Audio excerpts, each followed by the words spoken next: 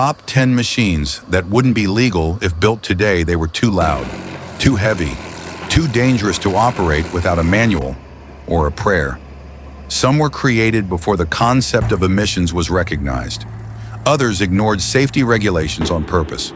And a few were so powerful, they bent steel frames and federal law in the same motion. Today, these machines couldn't even get past the factory gate. No emissions pass, no safety approval, no modern certification body would touch them. But back then, they weren't just legal, they were legends on the field. From Cold War monsters that blew past decibel limits to twin-engine monsters no insurance company would cover. This is not a story about old tractors. It's a dossier of machines that would be illegal to build today. Don't forget to press and hold that like button, leave a comment, and hit subscribe before we begin. Ranked 10th, Big Bud 747. The tractor. So massive, it broke the rulebook before rules existed. There was never a law against it, because no one had ever imagined such a thing would be built. In 1977, a machine emerged from a workshop in Havre, Montana, that surpassed the known boundaries of agricultural engineering. Big Bud 747 wasn't just a large tractor. It was an unsupervised experiment in scale, power, and mechanical excess. Commissioned for the Rossi Brothers cotton farm in California's San Joaquin Valley, it was designed for one task: pulling an 80-foot cultivator through vast flat acreage with fewer passes, less fuel, and minimal labor. The result was a 1,100 horsepower, 24.1-liter, 16-cylinder diesel tractor with a dry weight exceeding 100,000 pounds, more than 4 times the mass of a modern Case IH Magnum. Its engine, the Detroit Diesel 16 VIS 92T, came from naval and industrial applications, not agriculture. Its 8-speed twin-disc power-shift transmission was paired with full-time 4-wheel drive and oversized axles. It rolled on custom Goodyear 8x39x39 LSW tires, each standing over 8 feet tall and weighing nearly 1,000 pounds apiece. The frame was constructed from 1-inch thick welded steel plates. No pivot, no articulation, no compromise. But the same attributes that made Big Bud a marvel of its time are precisely what make it unacceptable by today's legal and environmental standards. Under current EPA Tier 4 final regulations, no unfiltered 2-stroke diesel, especially of this displacement, can legally operate in commercial agriculture. The tractor lacks any rollover protection system ROPS, falling object protection FOPS, or vibration dampening safeguards. It exceeds soil pressure thresholds published by the USDA, risking long-term structural damage to arable land. There is also no documented compliance with modern OSHA operator exposure standards for heat, noise, or cabin air filtration. By 2009, Big Bud was no longer in operation, not because it broke, but because the specialized tires it required were no longer in production. For over a decade, it sat idle, unmoved, legally obsolete but mechanically intact. In 2020, Titan International reproduced a limited set of tires, not for resale or field service, but to preserve a relic. Today, Big Bud 747 runs again, but not on public roads, not in registered service. It exists in a legal blind spot, permitted to operate only on private land, under legacy exemption, and outside the scope of federal oversight. It is the only one of its kind, and if someone were to try to build it today, it wouldn't be rejected for cost or performance. It would be illegal on paper before the first well was made. Ranked 9th. John Deere 8850 US, the last John Deere 5.8, and why no one was allowed to build one again. By the early 1980s, the race for more power in agricultural tractors had reached a turning point. John Deere, long a champion of inline-6 engines, made a calculated leap into unfamiliar territory, the V8. The result was the 8850, the crown jewel of its 50 Series 4-wheel drive line, and the only John Deere tractor ever to feature an in-house designed V8 diesel. The engine, the 955 cubic inch 10.5-liter V8, wasn't sourced from Cummins, Detroit Diesel, or Caterpillar. It was designed, cast, and assembled by Deere themselves under the internal engine code JD955. Rated at approximately 370 horsepower at 2,100 RPM, the engine was paired with a synchro-range 15-speed manual gearbox, full-time four-wheel drive, and a fixed-frame chassis rated for high-load implement towing. At launch, the 8850 appeared to be a platform of the future.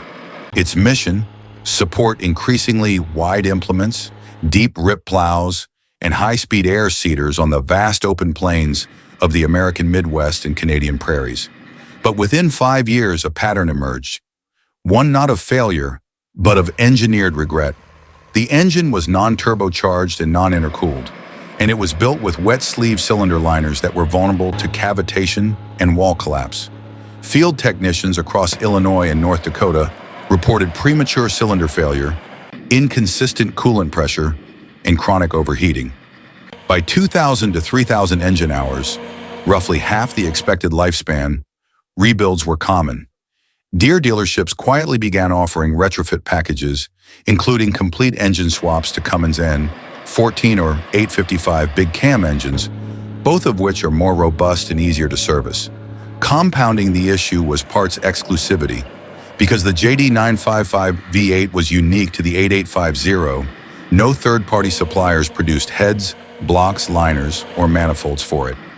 Once Deere discontinued support in the 1990s, owners were left to scavenge scrap yards or machine custom components.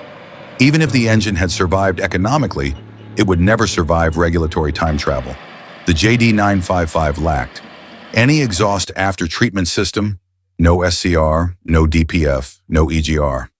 Any onboard diagnostic capability, OBD2 or equivalent.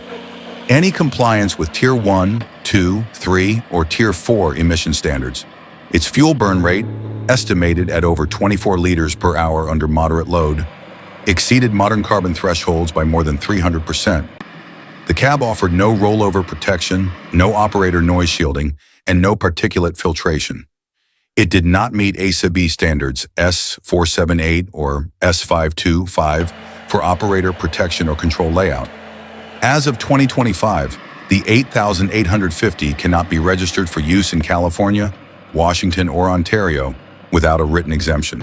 It fails all criteria for safe resale, insurance eligibility, or public auction under U.S. federal OSHA guidelines.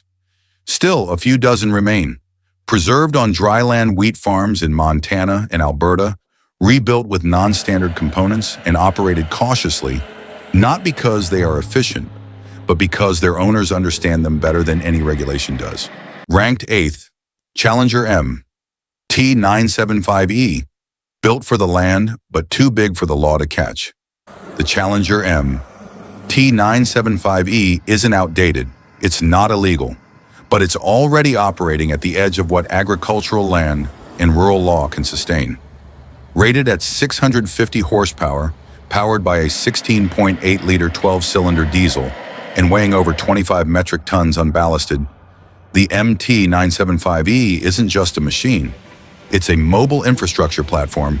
It pulls implements as wide as 88 feet, often traveling across a square mile of cropland in a single rotation. It meets emissions targets. It's Tier 4 final certified with SCR technology and DEF injection. But that's where the regulation ends. There are no federal limits on soil compaction thresholds per axle. No OSHA-enforced ceiling on daily vibration exposure for operators over 10 hours. No noise abatement rules when operating within 1,000 feet of a residential boundary. Even though cab interior decibel readings regularly exceed 88 decibels under load, and external readings approach 97 decibels at 50 feet. In Montana, Iowa, and southern Alberta, it's ideal. But on the fringes of suburban expansion, where farmland touches housing tracts, the MT975E becomes a legal blind spot. It's too wide for most rural road shoulders. It's too heavy for bridges classified under AASHTO Group B. And it's outside the jurisdiction of most local noise ordinances, simply because none were written with machines like this in mind. Unlike banned tractors or vintage risk cases, the MT975E's problem isn't in what it fails to do, it's what it exceeds. in scale, in output, and in unregulated impact. New zoning standards under review in Nebraska, Indiana, and parts of Germany suggest that tractors of this weight class may be restricted from use on soils with high erosion index scores. Environmental frameworks from the NRCS now categorize this class of equipment as a compaction multiplier, with long-term yield penalties documented in 7-year soil studies. The MT975E was engineered for power, but its future may depend less on horsepower and more on how quickly the law learns to say, "That's too much machine for this land." Ranked 7th, International Harvester 4786, USA, the V8 tractor that ended with its engine and helped end an empire. By the late 1970s, the farm tractor industry had reached its limits. Horsepower ceilings were rising, implements were widening, and International Harvester, already battling financial collapse, made one final push into the 300 horsepower class. The result was the IH4786, a four-wheel drive, fixed-frame tractor powered by the Detroit Diesel 8V71. A two-stroke V8 engine built not for farming, but for freightliners, military hardware, and mining pumps. On paper, it looked competitive. 9.3 liters, 8 cylinders in a V configuration, 300 gross horsepower at 2,100 RPM. Over 14,000 kilograms unballasted with full-frame four-wheel drive and 12-speed manual gearbox. But the choice of power plant was not based on agricultural fit. It was based on cost containment. Detroit diesels were cheap, off the shelf, and came with existing parts logistics from the transport sector. No custom casting, no R&D cycle, just volume supply. That shortcut came with consequences. The 8V71 was a two-stroke, unfiltered diesel engine with no turbocharger, no intercooler, and only rudimentary heat dissipation. Its blower-fed intake system was noisy, fragile, and prone to back pressure failures. Operators reported blown head gaskets under load, cavitating liners, and fuel dilution in engine oil within 200 hours of operation. The cab was utilitarian at best.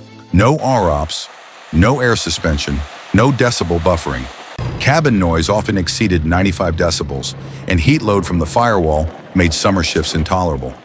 Many machines were retrofitted with third-party radiator upgrades and inline fans, changes not offered by IH themselves. In modern terms, the 4786 is entirely non-compliant. The 8V71 cannot be certified under EPA Tier 1, Tier 2, or any Tier 4 diesel standards. The exhaust lacks EGR, DPF, or SCR systems, all mandatory on post-2007 non-road engines. Its vibration and sound exposure levels exceed OSHA thresholds for continuous exposure over 8 hours. It has no fallback for brake redundancy, nor does it meet ISO 3471 or ASAB ES 478 for rollover protection. Legally, its use today is functionally prohibited in most U.S. states and Canadian provinces, not because it's explicitly banned, but because there is no category where it can be recertified. Only a handful remain, mostly in museums or pulled from barns as curiosities. No modern insurer will underwrite its operation. No dealership carries parts. And Detroit Diesel hasn't supported the 8V71 in agricultural form since 1995. What ended the 4786 wasn't just emissions or noise, it was a strategy. I bet on a borrowed engine and lost.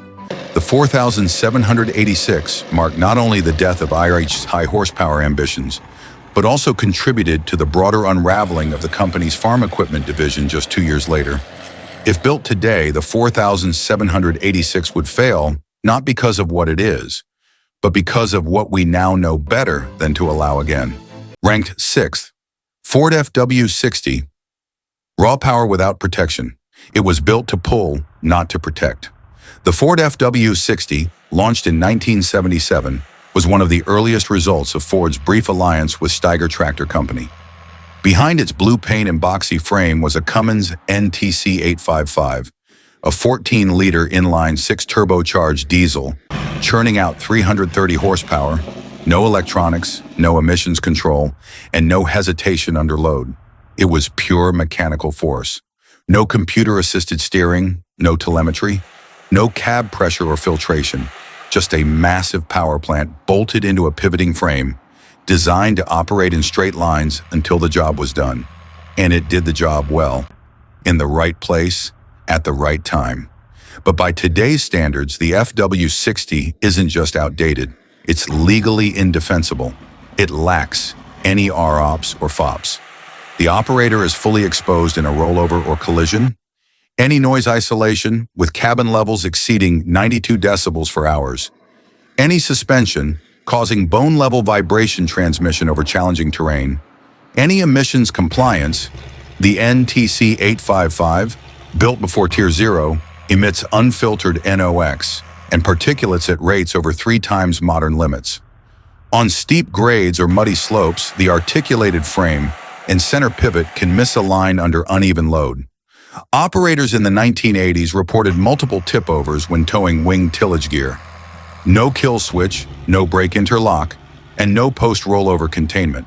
In current regulatory environments, it cannot be registered for commercial agricultural use in California, Ontario, or the EU. It cannot be insured under modern liability policies unless retrofitted, and it cannot pass OSHA or ASABI safety certifications without complete structural modification. Mechanically, it still runs, and in some regions, it's still used by owners who know how to rebuild everything from scratch. But legally, if submitted for production today, the FW60 would never make it past the blueprint stage. Powerful, yes, but protection? Nowhere on the spec sheet. Ranked 5th, case IH Steiger 620 Quadtrac, USA. The tractor that beat the field and then flattened it. Some machines are built for endurance, others for scale. The Steiger 620 Quadtrac was built to erase limitations. Released in 2014, the 620 Quadtrac wasn't just the most powerful row crop tractor Case IH had ever made. It was the beginning of a new mechanical doctrine. One machine to replace 3. It came with 620 rated horsepower, 682 max HP, a 6-cylinder, 12.9-liter, Cursor 13 engine, turbocharged and aftercooled, 4 independent rubber tracks with oscillating bogies, a working weight of over 60,000 pounds, ballast optional. It met emissions requirements, fully Tier 4, final certified with DEF injection and SCR after treatment. It met operator standards, ROPS equipped, climate controlled, ISO certified visibility and control layout. But there was one thing it didn't meet, any known safeguard for the land it drove on.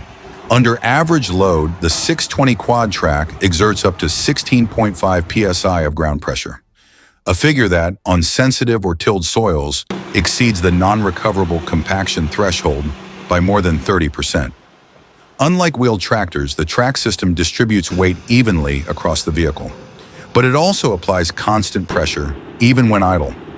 Over a single growing season, the 620 can compact more topsoil volume than 3 conventional 300 horsepower tractors combined. Studies by Iowa State University and Canada's Agri-Food Research Institute confirm the effect. Up to 18% yield reduction in fields worked by track machines over 5 years. Loss of capillary action, degraded porosity, and increased erosion in flood-prone zones. No recovery without deep ripping or subsoiling, which itself damages root layer cohesion. And yet, the machine remains legal. Why? Because in most jurisdictions, there is no legal definition of too big for a tractor. There is no national weight limit for agricultural equipment. No federal statute requires soil stress modeling for track systems weighing more than 25 metric tons. And there is no regulation defining the permissible PSY on private farmland. The USDA's Environmental Quality Incentives Program, EQIP, excludes track machines weighing more than 27,000 kilograms from its Sustainable Agriculture Grant eligibility. However, this exclusion is administrative, not legal. Counties in Kansas, Indiana, and Alberta have tried to limit machine mass by zoning classification, but with inconsistent enforcement. The 620 Quadtrac was not a mistake.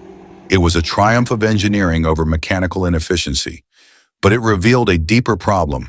When regulation stops at emissions and safety, but says nothing about what happens beneath the tracks, Machines like this are allowed to operate in ways we're still trying to measure the damage from. It wasn't designed to harm the land, but no one ever asked what would happen if it did. Ranked fourth, Uralets 220, the tractor that slipped through every regulation. It weighs less than most zero-turn mowers.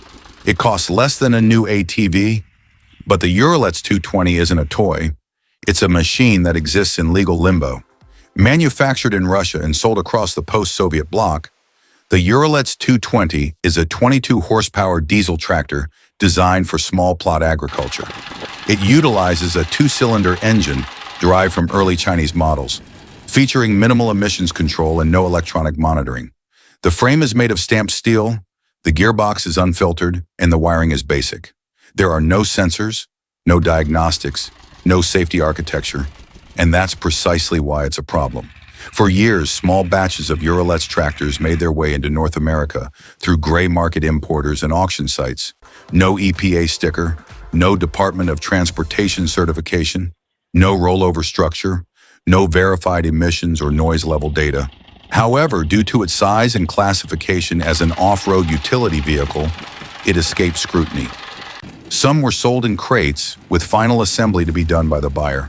Some were rebranded and listed as farm utility implements to dodge tractor regulations. Others were imported in pieces, labeled as parts, then assembled into complete units. It wasn't illegal, but it also wasn't regulated. And in that gap, machines like the Uralets 220 operated without ever passing a single U.S. safety inspection. Today, the tractor can't be registered in most U.S. states. It can't be insured, and it can't be sold by a licensed agricultural dealer without modification, which in many cases costs more than the tractor itself. There's no emissions compliance, no ROPS certification. Additionally, there is no manufacturer liability, as the companies that export it have no legal presence in the countries where it ultimately ends up. The Uralets 220 wasn't designed to deceive, but in bypassing modern safety, emissions, and quality control, it proved a larger point. Even now, some machines can enter the market, not because they pass inspection, but because inspection doesn't exist. Ranked third, modified pulling tractor. 1,000 horsepower with zero oversight. They were never meant to farm. They were built for noise, torque, and spectacle. Modified pulling tractors, some producing over 1,000 horsepower, others over 2,500, are handcrafted machines designed for one job. Pull as much weight as possible across 100 meters of dirt. No aerodynamics, no emissions compliance, no governor, no warranty. Most use V8 or V12 engines sourced from trucks, tanks, drag cars, or even fighter aircraft. Methanol-fueled, twin-turbocharged, blown and stroked beyond any commercial spec. Some run on 4 rear tires, some on 6. They are built in barns, tuned in garages, and tested on tracks that exist only for this form of mechanical excess. However, in recent years, these machines have begun to leave the track. Across the U.S. Midwest and in parts of Eastern Europe, some owners now use modified pullers for off-season testing on private farmland, exhibition demos at harvest fairs, and in rare unauthorized cases, actual towing or field passes. There is no federal law stopping it, no Tier 4 requirement, because the machines are not considered tractors under current EPA or USDA definitions. They are classified as exhibition equipment and when used off-track, fall into a legal void. There are no standards for braking under full load, no insurance policies that cover transmission failure at field speed, and no frame integrity certification under rollover scenarios, because the roll cage is built for front force crash protection, not terrain instability. The problem isn't just what these machines do, it's also what they do. It's that nothing stops someone from doing it somewhere they shouldn't. In 2022, an exhibition puller in Ohio was used to demonstrate extreme towing on a gravel service road. The result, minus 2,200 horsepower transferred to mismatched terrain, full torque a loss, chassis twist, no injury, but a total loss, no recourse, because no laws were broken. Modified pulling tractors are marvels of handmade engineering, but if built today, not for sport, but for any real-world use, They'd be deemed illegal before the tires touch soil, because once they leave the arena, there are no rules left to contain them.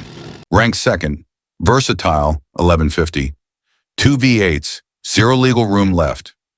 Before emissions had names and before rollover safety was law, a machine left the Versatile plant in Winnipeg that asked no permission and gave no warning. The Versatile 1150, not a prototype, not a pulling mode, a factory-built, commercial-grade, dual-engine production tractor. Between 1977 and 1981, just under 200 units rolled off the line, each with two Cummins KTA 1150 V8s, rated at 470 horsepower per block. Combined, that's nearly 1,000 horsepower pushing one articulated frame. This wasn't designed to win beauty contests. It was designed to dominate acreage. Each engine had its fuel delivery system, turbocharger system, and coolant loop. The only synchronization? A shared 10-speed Fuller transmission and one brave operator. There was no backup system if one engine failed, no software to detect imbalance, no safety lockouts, no ROPS cage, and the emissions, unfiltered diesel in full, 1970s glory. By modern EPA standards, the Versatile 1150 emits up to 10 times the allowed nitrogen oxides and particulates per hour of operation. Its raw exhaust alone would fail certification before even starting the PTO. And yet, for those who used it, this was a machine that could tear through 200 acres in one push, pulling implements that would buckle lesser tractors. But it wasn't built for repairability. When synchronization slipped, one engine could over-torque and shred gear teeth. When fields were dusty, cooling imbalances cracked radiator heads. No fault code, no alert, just failure. Today, fewer than 30 verified units are believed to be in existence. None are street legal. Almost all are either in deep storage, private collections, or displayed as industrial relics. By all regulatory measures, emissions, safety, control, redundancy, the Versatile 1150 would be illegal to manufacture, illegal to register, and uninsurable in every central farming region in the world. What remains is a legend forged not in laboratories, but in open prairie, under pressure, before modern rules ever caught up. The Versatile 1150 didn't ask if it could exist, and in today's world it absolutely couldn't. In first place, Rába Steiger 250, the Cold War tractor no government would certify today. Between 1974 and 1989, Hungary produced one of the most industrially defiant tractors ever authorized for export, the Rába Steiger 250. This machine wasn't the product of a single country, but rather a result of Cold War pragmatism. It combined a licensed Steiger chassis from the US with a Hungarian-manufactured MAN D2-156 HM6U turbo diesel engine, generating approximately 250 horsepower. The goal wasn't elegance or operator safety. It was brute agricultural force across Soviet-style megafarms. The four-wheel drive system operated on a constant lock differential with no electronic correction, and the 6-speed synchro mesh transmission had no sensors or torque management. There was no emission system of any kind. The tractor vented raw, high-sulfur diesel directly into the air, violating every modern EPA and EU emissions threshold, especially for nitrogen oxides and particulates. The cabin was a flat-paneled steel box, lacking a ROPS or FOPS structure, which provided neither rollover protection nor insulation. Internal noise levels routinely exceeded 95 decibels, and vibration transfer from the rigid frame made long operation physically punishing. The Rába 250 also lacked pressurization or air filtration, exposing the operator to pesticides, chaff, and diesel soot. Despite these deficits, it was exported widely to East Germany, Yugoslavia, and as far as Northern Africa, without international homologation or any form of regulatory inspection. At the time, the tractor filled a void in Eastern Europe's agricultural machine supply, and its political usefulness outweighed its safety profile. But that legacy has consequences. Today, the Rába Steiger 250 is banned from commercial agricultural operation across all developed nations. It cannot meet Tier 4 final or Stage 5 emission regulations. It lacks every element of modern safety, from engine fail-safes and ECU monitoring to emergency power shutoff, slope sensors, and brake modulation. In Hungary and several surrounding nations, the Rába 250 was deregistered entirely by the early 2000s. Yet some continue to operate in undocumented conditions across parts of rural Ukraine and the Balkans, rebuilt illegally from scrap and driven far from enforcement zones. The Rába 250 wasn't retired because it was weak. It was retired because no modern safety or environmental framework could justify its continued use. It survived socialism, supply embargoes, and the collapse of Comecon, but it would never survive a 2025 inspection report. What was once a symbol of power and isolation has become a liability in any regulated world. The machines on this list weren't mistakes. They were built for their time, when speed, weight, and horsepower mattered more than safety, emissions, or digital controls. But times changed. Today's regulations aren't designed to kill innovation. They're designed to protect the land, the operator, and everyone around them. That's why these machines, despite their power, legacy, and engineering, are no longer permitted to be built. They pushed the line between performance and risk, and when the line moved, they stayed behind. Some were banned, some were deregistered, and some simply disappeared, buried under new rules that wouldn't let them return. Not because they weren't strong, but because strength alone is no longer enough. Let us know which one resonates with you in the comments, and don't forget to like and subscribe to our channel for more content like this.